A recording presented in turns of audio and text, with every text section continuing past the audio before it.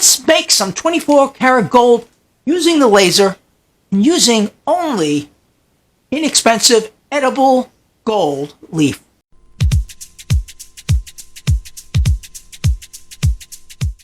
Colloidal gold is fantastic stuff.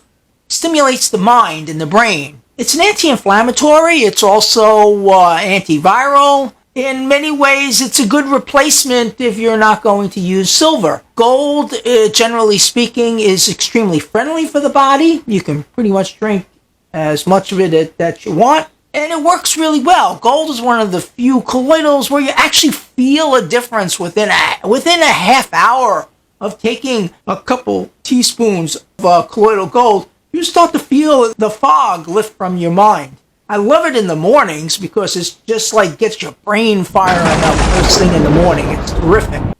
And generally speaking, colloidals do better on an empty stomach, but that's not always true. I mean, I take my colloidals during the day when I'm eating as well, but they tend to absorb a little faster on an empty stomach.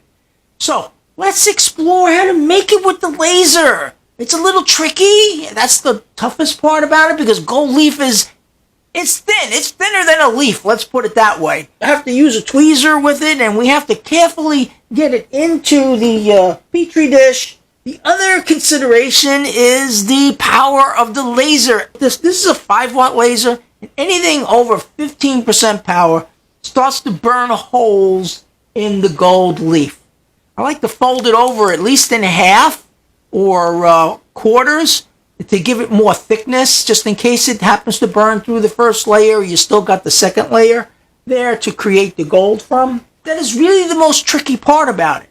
At a low power, it does take longer to make the colloidal gold from the gold leaf.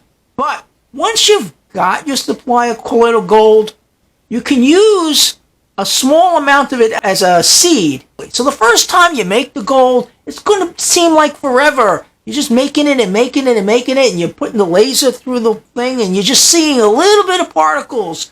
And after a while, it'll get stronger and stronger. And when you think you have a decent amount on the laser, then what you want to do is you want to take that amount, which is about 50 milliliters in this Petri dish, and you want to mix it with another 50 milliliters of distilled water because your concentration is going to go down. But guess what? Because you're seeding it, you're going to find that the colloidal nanoparticles make themselves 2 or 3 times as fast. They just come back a lot faster.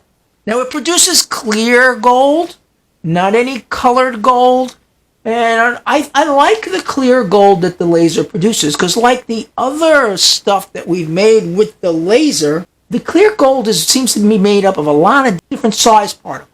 I use the dot pattern mostly from all my stuff. Here is the picture of what I believe is over a 20 parts per million gold solution made with the laser. And when the gold leaf gets thin, it falls apart. So you may only get 1 or 2 uses out of this piece of gold leaf before it starts breaking apart into little tiny pieces.